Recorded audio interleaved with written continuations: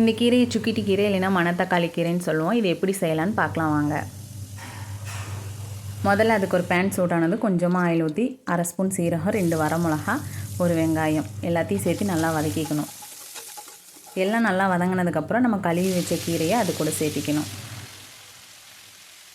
கீரையை சேர்த்து அதுக்கு தேவையான அளவு உப்பும் 1/4 ஸ்பூன் மஞ்சள்தூள் சேர்த்திக்கணும். மஞ்சள்தூள் சேர்த்துனிங்கன்னா கீரையோட கலர் மாறாமல் அப்படியே இருக்கும்.